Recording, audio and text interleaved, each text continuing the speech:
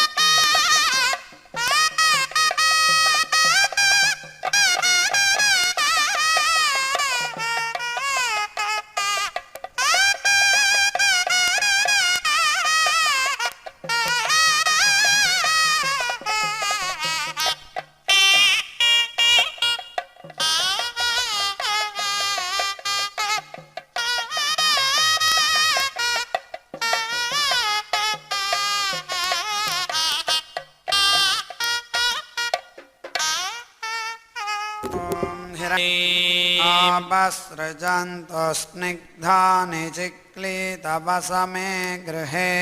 च देवीं मातरं श्रियं वासय मे कुले आर्द्रां यः करिणीं यष्टिं पिङ्गलां पद्ममालिनीं चन्द्रां हिरण्मयीं लक्ष्मीं जातवेदो महावः आर्द्रां पुष्करिणीं पुष्टिं सुवर्णां हेममालिनीं सूर्यां हिरण्मयीं लक्ष्मीं जातवेदो महावः तां महावः जातवेदो लक्ष्मीमनपगामिनीं यस्यां हिरण्यं प्रभूतं गावो दास्योश्वान् विन्देयं पुरुषानहम् पद्मप्रिये पद्मिनि पद्महस्ते पद्मालये पद्मदलायताक्षी विश्वप्रिये विष्णुमनोनुकूले त्वत्पादपद्मं मयि सन्निधत्स्व जातश्रिय आनिर्याय श्रियं वयोजरितृभ्यो दधातु श्रियं वसाना अमृतत्वमायन् भवन्ति सत्यासा मिथा मितद्रौ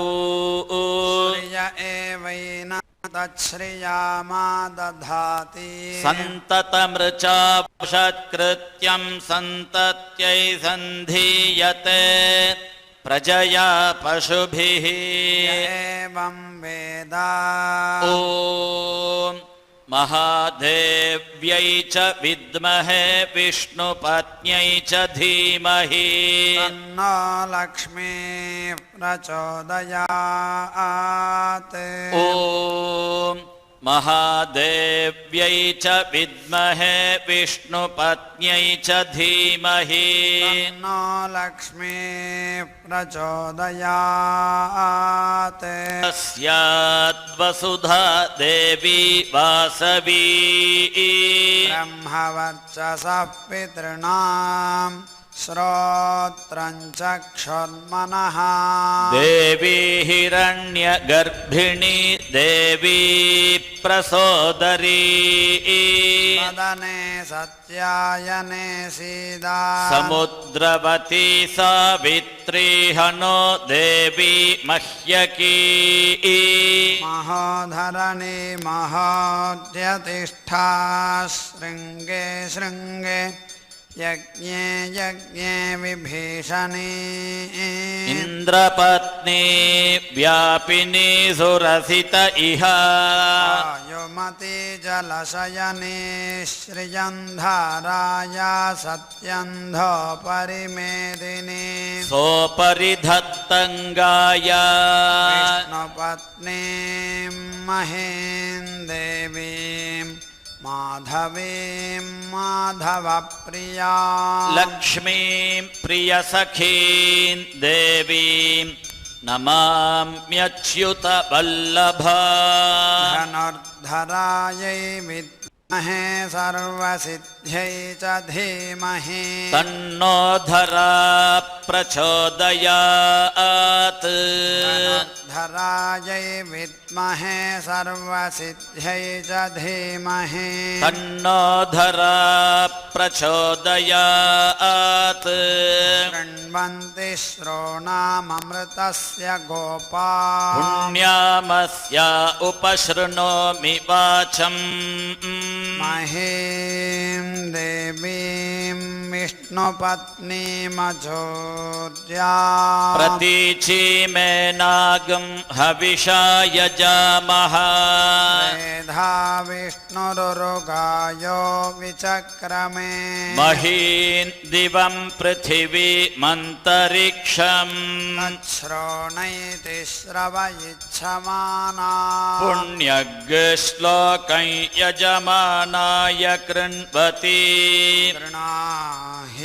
घृतवती सवितराधिपत्यैः पयस्वती रन्तिराशानो अस्तु ध्रुवादिशां विष्णुपत्न्यघोरास्येषाना सहसोजा मनोता बृहस्पतिर्मातरिष्वोत वायुः सन्धुवाना वाता अभिनो गृणन्तु विष्टम्भो दिवो धरुणः पृथिव्याम् अस्येषाना जगतो विष्णुपत्नी शन्नो मित्रः शं वरुणः शन्नो भवत्वर्यमा शन्न इन्द्रो बृहस्पतिः शन्नो विष्णुरुक्रमः मयि प्रजा मयीन्द्र इन्द्रियं दधातु मयि मेधा मयि प्रजा मयि सूर्यो भ्राजो दधातो युभिरक्तुभिः परिपातमस्मानरिष्टेभिरश्विना सौभगेभिः तन्नो मित्रो वरुणो मामहन्तामदितिः सिन्धुः पृथिवी उतद्योः कयानश्चित्र आभुवदूति सदा वृद्धः सखा कया सचेष्टया वृता कस्त्वा सत्यो मदानाम् मगंहिष्ठो मत्सदन्धसः चिदारुजे वसो अभीषुणः सखीनामपिता जरितॄणा शतं भवास्योतिभिः वयस्सु पर्णा उपसेदुरिन्द्रं प्रियमेधाऋषयो नाधमानाः भान्तमोर्नो हि पूर्धिचक्षर्ममुग्ध्यस्मान् निधयेव बद्धान् शन्नो देवीरभीष्टय आपो भवन्तु पीतये संयोरभिस्रवन्तु नः ईशाना वार्याणां क्षयन्तीश्चर्षणीनाम् अपो याचामि भेषजम् मित्रा न आप ओषधयः सन्तु दुर्मित्रास्तस्मै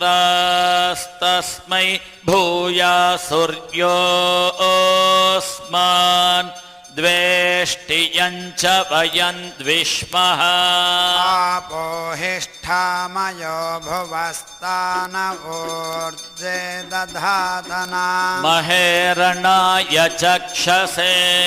यो वः शिवतमो रसस्तस्य भाजयते हनः उशतीरिव मातरः मा अरङ्गमामवो यस्य क्षयाय जिन्वथा आपो जनयथा च नः तमजीता श्याम शरदः शतं सूर्यन्तृषे य उदगान् महतोर्नवात् बिभ्राजमानः शरीरस्य मध्यात् समावृषभो लोहिताक्षसूर्यो विपश्चिन्मनसा पुनातु ब्रह्मणश्च तन्यसि ब्रह्मण आनीस्थो ब्रह्मण आवपनमसि धारितेयं पृथिवी ब्रह्मणा महीधारितमेनेन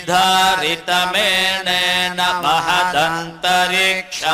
दिवन्दाधार पृथिवीगम् सदेवाम् यदहं वेद तदहं धारयामि मामद्वेदोद्धि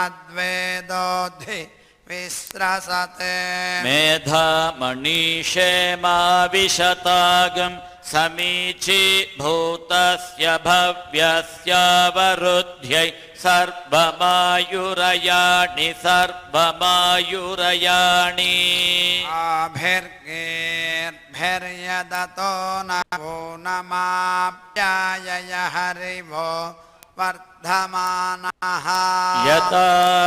स्तोतृभ्यो महि गोत्रारुजासि भूयिष्ठभाजो अधते स्यामा ब्रह्म प्रभाते स्म तन्नो माहासीत् ॐ शान्ति शान्ति शान्तिः शिक्षां व्याख्यास्यामः वर्णस्वरः मात्रा बलं सामसन्तानः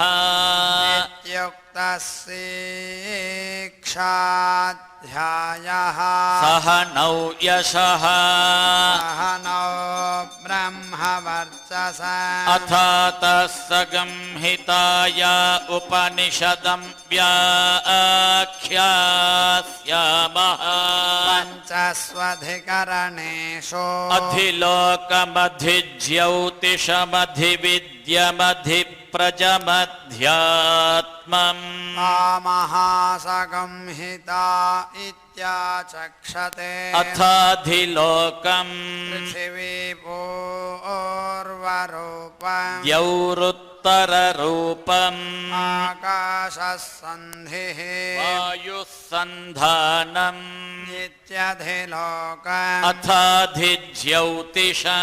अग्निः पूर्वरूपम् आदित्य उत्तररूपम् आपः सन्धिः वैद्युतः सन्धानम् इत्यधिज्योतिषम् अथाधिविद्यम् आचार्यः पूर्वरूपम् अन्ते वास्युत्तररूपम् विद्यासन्धिः प्रवचनगम् सन्धानम् इत्यधिविद्या अथाधिप्रजम् माता पूर्वरूपम् पितोत्तररूपम् प्रजासन्धिः प्रजननगम् सन्धानम् इत्यधिप्रजम् अथाध्यात्मम् अथराहनुः पूर्वरूपम् उत्तराहनुरुत्तररूपम् वाक्सन्धिः जिह्वासन्धानम् इत्यध्यात्मम् इति मामः संहिताः य एवमेतामहासंहिता व्याख्याता वेदा सन्धीयते प्रजया पशुभिः ब्रह्मवर्चसेनान्नाद्येन सुवर्गेण लोकेन यश्छन्दसामृषभो विश्वरूपः भ्योऽध्यमृतात् सम्बभूव समेन्द्रो मेधया स्पृणोतु अमृतस्य देवधारणो भूयासम् शरीरं मे विचर्षणम् जिह्वा मे मधुमत्तमा कर्णाभ्यां भूरि विश्रुवम् ब्रह्मणः कोशोऽसि मेधया पिहितः श्रुतं मे गोपाय आवहन्ति वितन्वानाम् वाणाचीरमात्मनः वासागुंसि मम गावश्च अन्नपाने च सर्वदा ततो मे श्रियमावह लोमशां पशुभिः सह स्वाहा आमायन्तु ब्रह्मचारिणः स्वाहा यशो जने सानि स्वाहा श्रेयान् वस्य सोऽसानि स्वाहा तन्त्वा भग प्रविशानि स्वाहा समाभग प्रविश स्वाहा तस्मिन् सहस्रशाखे निभगाहन्त्वयि मृजे स्वाहा यथा पः प्रवतायन्ति यथा मासा अहर्जरम् एवं मां ब्रह्मचारिणः धातरायन्तु सर्वतः स्वाहा प्रतिवेशोऽसि प्रमाभाहि प्रमापद्यस्व भूर्भुवः सुवरिति वा एतास्तिस्रो व्याहृतयः आसामुहस्मैतां चतुर्थीम् माहाचमस्यः प्रवेदयते मह इति तद्ब्रह्मा स आत्मा अङ्गान्यन्या देवताः भूरिति वा अयं लोकः भुवजित्यन्तरिक्षम् सुवरित्यसौ लोकः मह इत्यादित्यः आदित्येन वाव सर्वे लोका महीयन्ते भूरिति वा अग्निः भुव इति वायुः सुवरित्यादित्यः मह इति चन्द्रमाः चन्द्रमसा वाव सर्वाणि ज्योतिगंषि महीयन्ते भूरिति वार्चः भुव इति सामानि सुवरिति यजुगुंषि मह इति ब्रह्मा ब्रह्मणा वाव सर्वे वेदा महीयन्ते भूरिति वै प्राणः भुव इत्यपानः सुवरिति व्यानः मह इत्यन्नम् अन्नेन वाव सर्वे प्राणामहीयन्ते ताव एताश्चतस्रश्चतुर्धा तस्रश्चतस्रो व्याहृतयः तायो वेद स वेद ब्रह्मा सर्वे एस्मै देवा बलिमा वहन्ति स य एषोऽन्तर्हृदय आकाशः तस्मिन्नयं पुरुषो मनोमयः अमृतो हिरण्मयः अन्तरेण तालुके एष स्तन इव वलम्पते सेन्द्रयोनिः यत्रासौ शान्तो विवर्तते व्यपोह्य शीर्षकपाले भूरित्यग्नौ प्रतितिष्ठति भुव इति वायौ सुवरित्यादित्ये मह इति ब्रह्मणि आप्नोति स्वाराज्यम् आप्नोति मनसस्पतिम् वाक्पतिश्चक्षुष्पतिः श्रोत्रपतिर्विज्ञानपतिः एतत्ततो भवति आकाशशरीरं ब्रह्मा सत्यात्मप्राणारामं मन आनन्दम् शान्तिसमृद्धममृतम्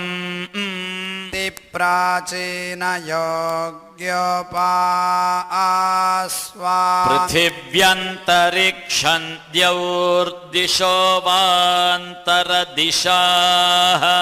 अग्निर्वायुरादित्यश्चन्द्रमा नक्षत्राणि आप ओषधयो वनस्पतय आकाश आत्मा इत्यधिभूतम् अथाध्यात्मम् प्राणो व्यानोपान उदानः समानः चक्षुश्रोत्रं मनोवाक्त्वक् कर्ममागुं सर्गस्नावास्थिमज्जा एतदधिविधाय ऋषिरवोचत् पाङ्क्तं वा इदगं सर्वम् पाङ्क्ते नैव पाङ्क्तज्ञस्पृणोतीति ओमिति ब्रह्मा ओमितीदगं सर्वम् ओमित्येतदनुकृतिः स्म वा अप्योऽश्रावयेत्याश्रावयन्ति ओमिति सामानि गायन्ति ओगं सोमिति शस्त्राणि शगंसन्ति ओमित्यध्वर्युः प्रतिगरं प्रतिगृह्णाति ओमिति ब्रह्मा प्रसौति ओमित्यग्निहोत्रमनुजानाति ओमिति ब्राह्मणः प्रवक्ष्यन्नाह ब्रह्मोपाप्नवानीति ब्रह्मैवोपाप्नोति कृतञ्च स्वाध्याय प्रवचने च सत्यं च स्वाध्याय प्रवचने च तपश्च स्वाध्याय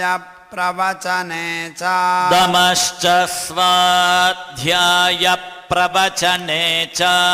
समश्च स्वाध्याय प्रवचने च अग्नयश्च स्वाध्याय प्रवचने च अग्निहोत्रं च स्वाध्याय प्रवचने च अतिवद धर्मं चरा स्वाध्यायान्मा प्रमदः आचार्याय प्रियं धनमाहृत्य प्रजातन्तुं मा व्यवच्छेत्सेः सत्यान्न प्रमदितव्यम् धर्मान्न प्रमदितव्यम् कुशलान्न प्रमदितव्यम् भोज्येन प्रमदितव्यम् स्वाध्याय प्रवचनाभ्यान्न प्रमदितव्यम् देवपितृकार्याभ्यान्न प्रमदितव्यम् मातृदेवो भव पितृदेवो भव आचार्यदेवो भव अतिथिदेवो भव यान्यनवद्यानि कर्माणि तानि सेवितव्यानि नो इतराणि यान्यस्माकं सुचरितानि तानि त्वयोपास्यानि नो इतराणि ये के चास्मच्छ्रेयागुंसो ब्राह्मणाः तेषां त्वयासनेन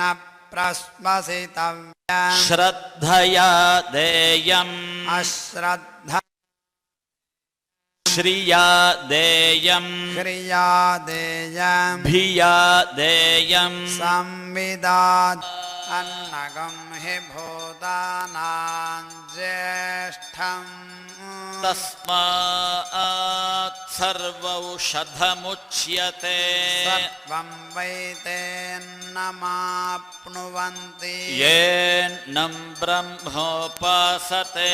अन्नगं हि भूतानां ज्येष्ठम् तस्मात् सर्वौषधमुच्यते अन्नात् भूतानि जायन्ते जातान्यन्नेन वर्धन्ते पद्यतेति च भूतानि तस्मादन्नन्तदुच्यत इति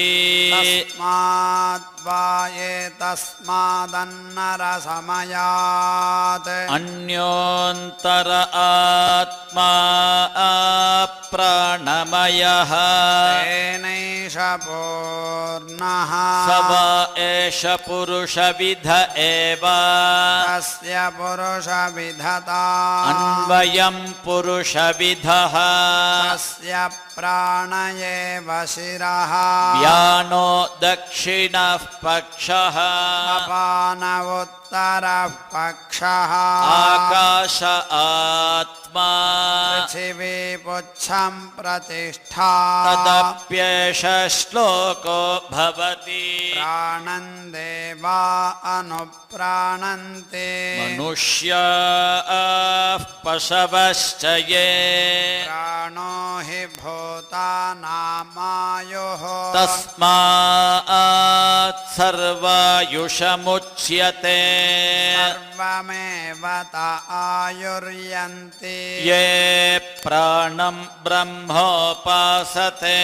प्राणो हि भूतानामायुः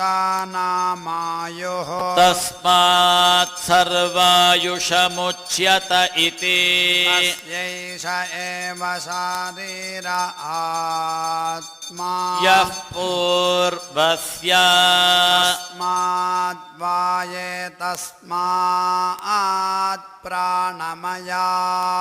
अन्योन्तर आत्मा मनोमयः तेनैष पूर्णः स वा एष पुरुषविध एव तस्य पुरुषविधता अन्वयं पुरुषविधः तस्य यजुरेव शिरः ऋग्दक्षिणः पक्षः सामोत्तर पक्षः आदेश आत्मा सर्वाङ्गिरसः पुच्छं प्रतिष्ठा तदप्येष श्लोको भवति यतो वाचो निवर्तन्ते अप्राप्य मनसा सह आनन्दं ब्रह्मणो विद्वान् न बिभेति कदाचनेति तस्यैष एव शारीर आत्मा यः पूर्वस्य तस्माद्वा एतस्मान्मनोमयात् अन्योन्तर आत्मा विज्ञात्मा ब्रह्मपुच्छं प्रतिष्ठा तदप्येष श्लोको भवति असन्नेव स भवति असद्ब्रह्मेति वेद चेत् अस्ति ब्रह्मेति चेद् वेद सन्तमेनन्ततो विदुरिति तस्यैष एव शारीर आत्मा यः पूर्वस्य आतो न प्रश्नाः उत विद्वानमुल्लोकं प्रेत्य कश्चन गच्छति आहो विद्वानमुल्लोकं प्रेत्य कश्चित् समश्नुता सोकामयत बाहुस्यां प्रजायेति सतपोतप्यत तपस्तप्त्वा इदगं सर्वमसृजत यदिदं किञ्च तत्सृष्ट्वा देवानुप्राविशत् तदनुप्रविश्य सच्चत्यच्चाभवत् निरुक्तं च निरुक्तं च निलयनं च निलयनं च विज्ञानं च विज्ञानं च सत्यं च नृतं च सत्यमभवत् यदिदं किञ्च सत्यमित्याचक्षते तदप्येष श्लोको भवति सद्वा इदमग्र आसीत् ततो वै सदजायत आत्मानग् स्वयमकुरुत तस्मात् तत्सुकृतमुच्यत इति यद्वै तत्सुकृतं रसो वै सः सगृह्येवायन् लब्ध्वानन्दी भवति को ह्येवान्यात् कः प्राण्यात् यदेष आकाश आनन्दो न स्यात् एष ह्येवानन्दयाति यदाह्येवैष एतस्मिन्नदृश्येनात्म्ये निरुक्ते निलयने भयं प्रतिष्ठा विन्दते अथसो भयं गतो भवति यदाह्येवैष एतस्मिन्नुदरमन्तरं कुरुते अथ तस्य भयं भवति तत्त्वेव भयं विदुषो मन्वानस्य तदप्येष श्लोको भवति भीषास्माद्वातः पवते भीषोदेति सूर्यः भीषास्मादग्निश्चेन्द्रश्च मृत्युर्धावति पञ्चम इति ईशानन्तस्य मीमागुंसा भवति युवा स्यात् साधु युवाध्यायकः आशिष्ठो दृढिष्ठो बलिष्ठः तस्येयं पृथिवी सर्वा वित्तस्य पूर्णा स्यात् स एको मानुष आनन्दः ते ये शतं मानुषा आनन्दाः स एको मनुष्यगन्धर्वानामानन्दः श्रोत्रियस्य च कामः तस्य ते ये शतं मनुष्यगन्धर्वानामानन्दाः स एको देवगन्धर्वाणामानन्दः श्रोत्रियस्य च कामः तस्य ते ये शतं देवगन्धर्वाणामानन्दाः स एकः पितॄणां चिरलोकलोकानामानन्दः श्रोत्रियस्य च कामः तस्य ये शतं पितॄणां चिरलोकलोकानामानन्दाः स एक आजानजानान् देवानामानन्दः श्रोत्रियस्य च कामः तस्य ते ये शतमाजानजानान् देवानामानन्दाः स एकः कर्मदेवानां देवानामानन्दः ये कर्मणा देवानपि यन्ति श्रोत्रियस्य च कामः तस्य ते ये शतं कर्म देवानान् देवानामानन्दाः स एको देवानामानन्दः श्रोत्रियस्य च कामः तस्य ते ये शतं देवानामानन्दाः स एक इन्द्रस्यानन्दः श्रोत्रियस्य च कामः तस्य ते ये शतमिन्द्रस्यानन्दाः स एको बृहस्पतिरानन्दः श्रोत्रियस्य च कामः तस्य ते ये शतं बृहस्पतिरानन्दाः स एकः प्रजापतेरानन्दः